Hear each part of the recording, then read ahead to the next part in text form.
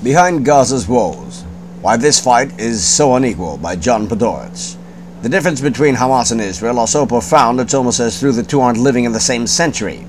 The Hamas war against Israel pits cheap rockets, basically the 21st century version of an exploding cannonball, against the high-tech military so sophisticated it can send harmless door-knocking bombs to land on the roofs of buildings to warn its targets inside that the next live bomb will level the place. One side is monstrous but hapless. Hamas is looking to create mass terror through the deliberate targeting of enemy civilians and has fired 500 rockets and has killed exactly one Israeli. The other side is effective, at times to its own disadvantage. Israel wants to eliminate weapons caches and does whatever it can to minimize civilian casualties, but has killed 200 in Gaza, almost entirely because Hamas wants to use its own people, both as human shields and as public relations weapons. But take the war away, and what do you see about the differences between Hamas and Israel?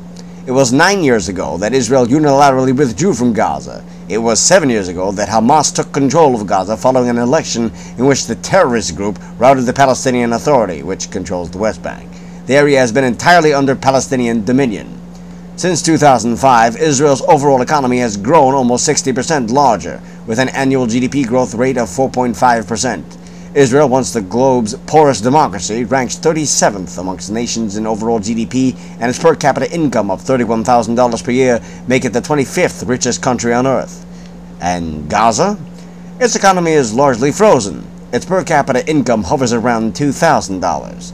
Because its people elected a terrorist group dedicated to the destruction of Israel, almost all economic ties between the growing economic giant and the basket case have been severed.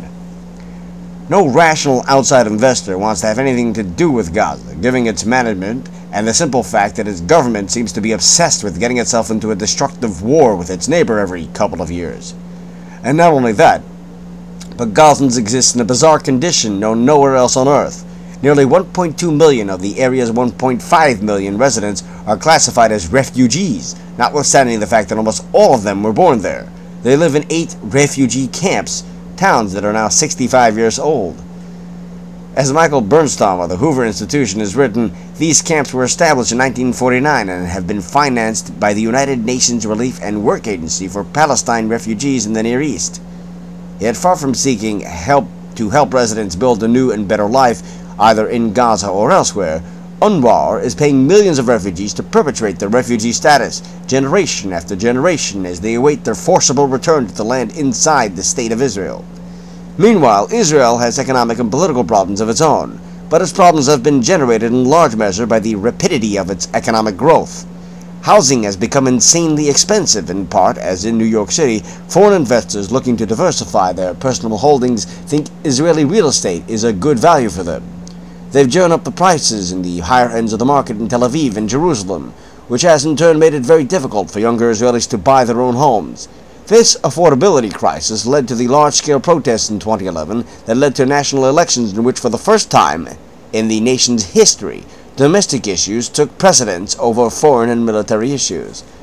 The country's politics and politicians can't keep up with the exploding private sector, which has drained Israel's public life of its smartest and most capable younger people and left the management of the country to a class of hackish stumblebums who trip over their own shoes. There's basically one person who seems to know how to play the political game in Israel right now, and that's Prime Minister Benjamin Netanyahu, which is why he bids fair to become his country's longest-serving head of state since it's George Washington, David Ben-Gurion. Bibi could use some of the Syria's rivals, but he doesn't have any because everyone who could be decided they can do better. Israel is a first-world country with first-world problems. Gaza is a 65-year-old refugee camp run by vicious terrorists who can't shoot straight, and even when they do, they can see their rockets destroyed by the most advanced system of air defense the world has ever seen. It's not a fair fight, and thank God for that. Attacking Israel with the Genocide Lie by Jonah Goldberg. Here's the difference between us, Israeli Prime Minister Benjamin Netanyahu explained on Fox News Sunday. We're using missile defense to protect our civilians, and they're using their civilians to protect their missiles. It's a classic talking point. It's also objectively true, and that truth is very frustrating for Israeli critics. All one needs to do to delve into the muck of Twitter and read the timelines and hashtags such as Gaza under attack and Genocide in Gaza. Quote, they're killing the women and children to ensure there won't be a new generation of Palestine. Quote, one Holocaust can never justify another. And let's not even talk about the globally trending hashtag Hitler was right. Of course, it's not just on Twitter. Mahmoud Abbas, the head of the feckless Palestinian Authority, recently condemned Israel for committing genocide in Gaza.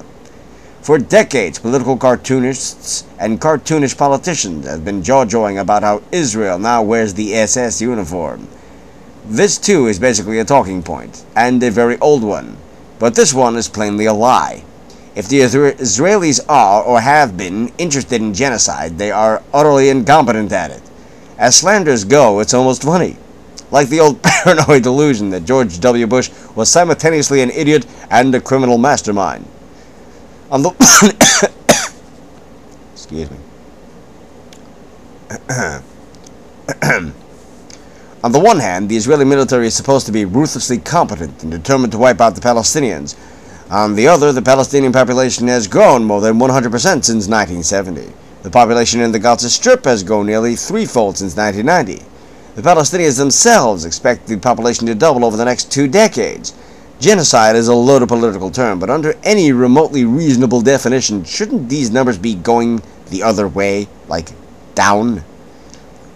It's just a hunch, but if the Israelis wanted to wipe out as many Palestinians as possible, never mind commit genocide, they probably wouldn't issue warnings to Gazans by phone and leaflet to get out of harm's way. Nor would Israel continue to allow hundreds of trucks of food and medical aid to enter Gaza, even as hundreds of rockets leave Gaza.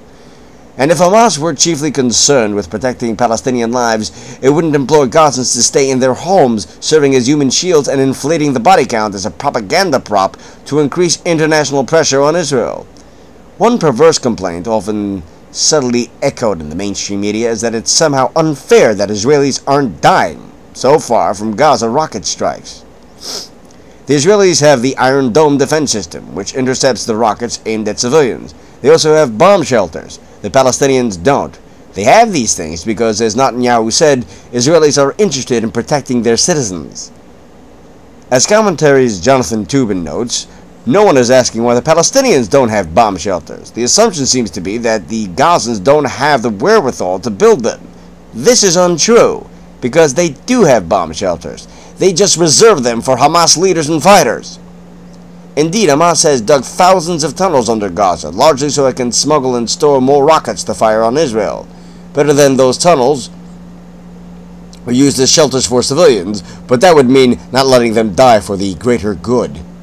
Of course, not being as bad as the Nazis is a very low bar, and the fact that Israel clears it like a pole vaulter leaping over a brick is not the same as saying Israel is without fault.